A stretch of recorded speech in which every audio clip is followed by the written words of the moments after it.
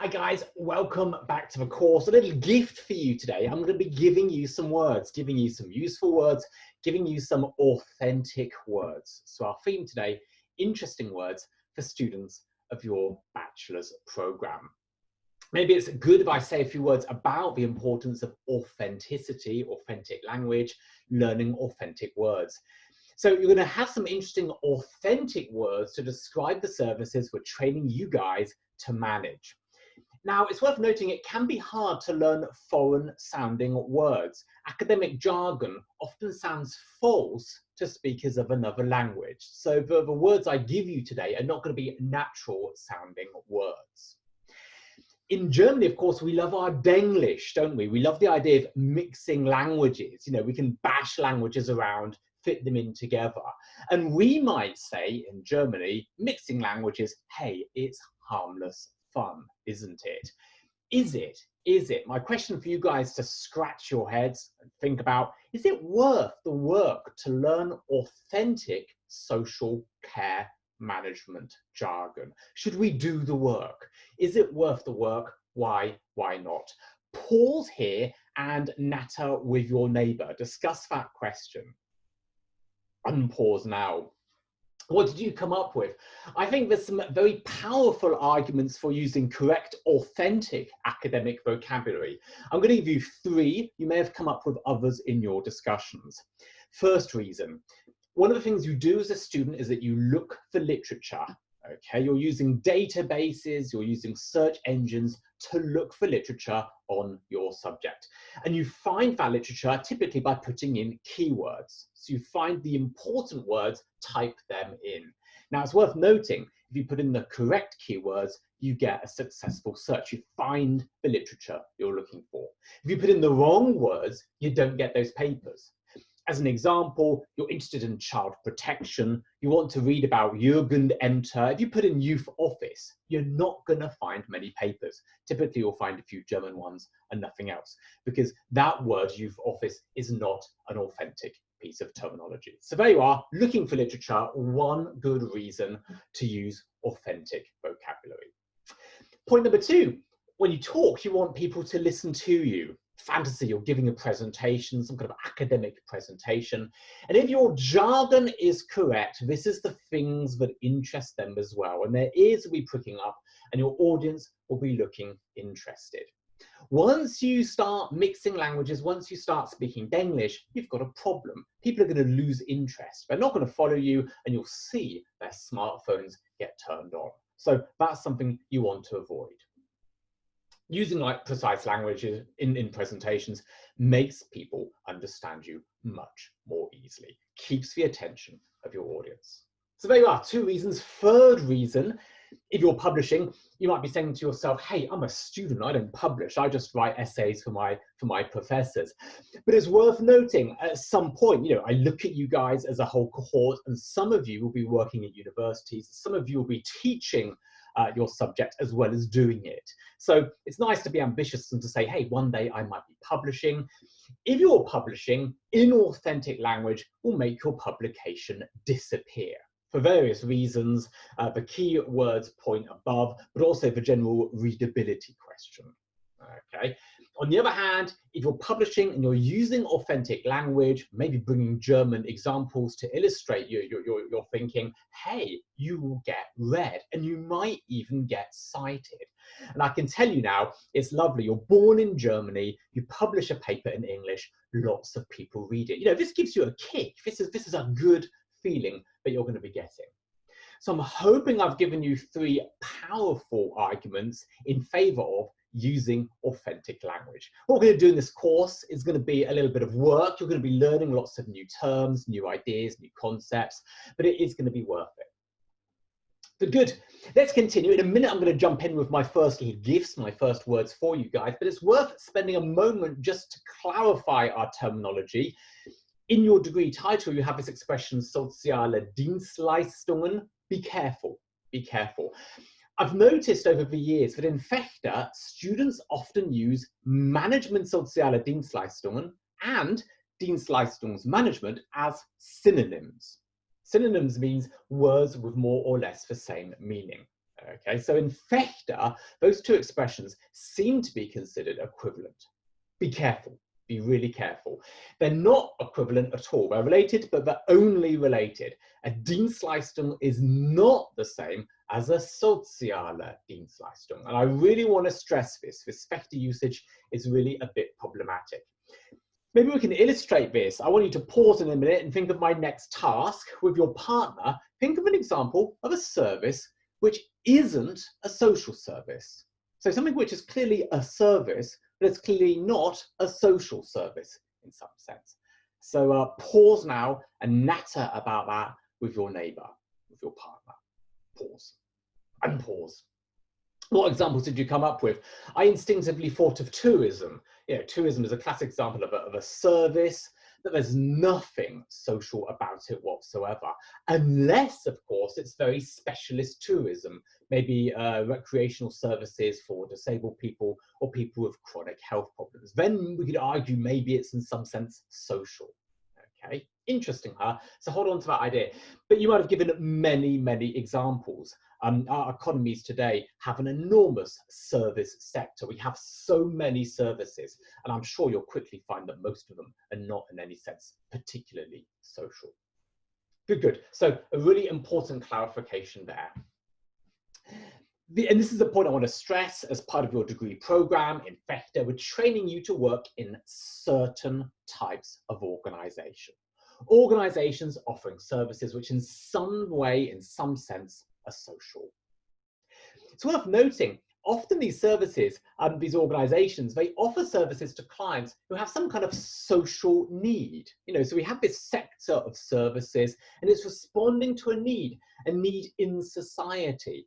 A need even in our communities, okay? So in a sense, our services, which are in some sense social, they're responding to a social need which is out there. And this leads me to my next question. Which practice fields do we have? Which clients? Now, you might say, hey, our area is so beautifully diverse. And that really is the case. We have a very diverse set of organizations, of work fields here in question. But I think we can pin it down and say, hey, we offer services to particular people. So in pairs, I want you to consider for who we could offer services. In other words, which different client groups.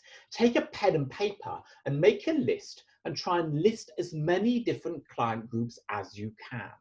Okay, with a bit of luck, you should be able to come up with something like 7 or 8 expressions quite easily. Maybe to kick you off, let me give you the first. The first on my list, we offer services to homeless people. So the first of my category services is services for the homeless. Okay, homeless people is one category. It's not an especially big category. Small town like Fechter has a fairly small cohort of homeless people, but it's still a client group that we can recognize. See if you can add different types of people with different types of difficulty, with different types of need to make that list longer. Pause here. Hey, what did you come up with? I quickly found something like 8 or 10. And I think if I really wanted to, I could have come up with another 5 quite easily. And then with a bit of reading, maybe another 5. You know, our list is not short. It's a relatively long list. We have a broad or wide area of activities. Top of my list, services for the homeless. And I put down services for disabled people, services for drug and alcohol users, services for older people, services for people leaving prison, services for families, services for young people, services for people with mental health difficulties, services for unemployed people, and services for young children. Please note, this list is really, really interesting for a couple of reasons. Firstly, it will make us think of concrete services. Services for young children, I'm thinking of, say, a kindergarten there. Services for young people, I'm thinking of maybe a youth club there. So this list is interesting and makes us think of concrete places, concrete agencies, concrete facilities. Secondly, it's an interesting list because this again is authentic language, and the words you've picked to describe people may be slightly different, especially if you're thinking in German. For example, look at the one near the bottom, services for people with mental health difficulties. I don't think you would say that in German. In German, you might use a different formulation, psychisch Kranken, for example. And that's the case with other words here. My German students don't naturally want to say drug user. You might say something like Drogensüchtiger, or alcohol user, you might say Alkoholiker. So your instinctive choice of terminology may be different from mine. And again, I'm stressing the importance of authentic vocabulary here. Hey, let's move on. I want to focus on our organizations. We have lots of words to describe organizations in the area of the social. And this is an important question for you guys. What can you talk about? What words can you use to talk about the organizations which we're discussing? Now, we can pin down a sector here. We really can. This is part of our organizational landscape. It's part of our economy, the people working for these organizations, these professionals, their particular workforce. And although it's broad, you know, it is finite, and there is something distinct about it. In the papers and the magazines, we sometimes talk about this particular workforce working in this sector. And obviously, yes, it's a lot of people. This is a big part of our national economies. So we've got something which is broad, but it is quite clear and distinct. We know who we're talking about here. Some organizations are social in this way, some are not. So what might we call this sector? What terms do we have to collectively describe this whole field of activity, this chunk of our national economies? What terms have you heard of? Once again, pause here, natter with your partner, see if you can come up with some expressions. I warn you, this is quite a hard question to answer in English, so scratch your heads a little bit here. Hey, you can unpause now. I want you to note some really useful words. These are words that we might come back to later in the course. In the literature, we have some wonderful terminology. I was born in the UK, and a term which has really established itself in the last 20 or 25 years would be the term social care. Very much a broad expression. Areas of activity like social work are very narrow, very tight. Social care is a very, very broad expression. Germans often misunderstand it. I think it's confusing if you look at it. You can't translate it word for word. Care looks like the German word Pflege. It's clearly not in this context because the context here is social care. So there you are, possibly the most common word in British English. Americans, though, don't say it, and they have another term. They talk about human services. Maybe quite a nice expression because it's a bit more descriptive. You can really understand it by looking at the words. A really important thing for me to note for both of these terms tend to not include much of healthcare. They include little bits of healthcare, but they don't include much of healthcare. And Anglo-Saxons seem to separate these two fields. We instinctively separate them, maybe because of the different questions around running them. Okay, so in British English, you'll often see the expression health and social care. And again, in America, you might talk about health and human services. So be mindful of that. Be mindful of that. We've got these expressions. They tend to be separated from healthcare, including only some minor healthcare services. So typically speaking, hospitals would not be included in either of these. A nice expression that's been used in Britain and America more in recent years is this one. I find it particularly nice because I'm pretty sure it comes from the German. In German, we can say Soziale Berufe for all of those professions vaguely linked with the social.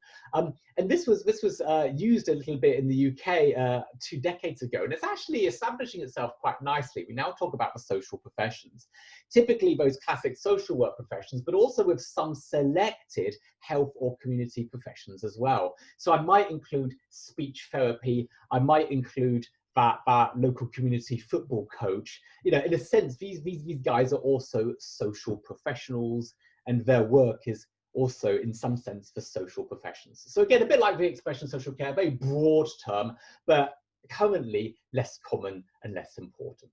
Still interesting and easy to learn as a German native speaker. Good, good. You guys are being trained as managers, so a fascinating expression for you. When we think about this chunk of our society, chunk of our organizations, we know it's a chunk of our economy. This is an important part of our economy. Again, especially in Northwest Europe, where we have a lot of welfare, we have a lot of support for people. There's so many organizations working in this area. So it makes sense to look at it from an economic perspective, and we often say the social economy. So a part of our economy is somehow concerned with the social. And again, a pleasingly broad expression. This is, this is wide, this is interesting, this includes a lot of the work which you guys are learning about. So there you are, 4 fun expressions, nice expressions to play with. Good. We're going to see each other in a video conference. You'll have a chance to ask questions. And I've already got some questions for you guys to chew on. I want to test your understanding. In English, we call it understanding comprehension. So here's some comprehension questions. Firstly, what is a social care manager? Who is that exactly? 2, is a human services manager, is that the same as a human resources manager? Because you've heard that term as well, haven't you? Are those 2 people the same thing? 3, is the social economy the same as a social market economy? Really interesting question for German students there. And 4, is the social economy made up of social enterprises? Oh, that's tricky. I'm not sure if I can answer that myself. There you are, 4 questions, some easy, some difficult. Chew on them, think about them. Lovely, I'm going to come to a close now. There's going to be a part 2 in a couple of weeks. We'll come back to this theme of interesting words, useful words for you guys. But for now, I'm going to come to a close. Let me see if I can turn off my recording here. See you soon, guys.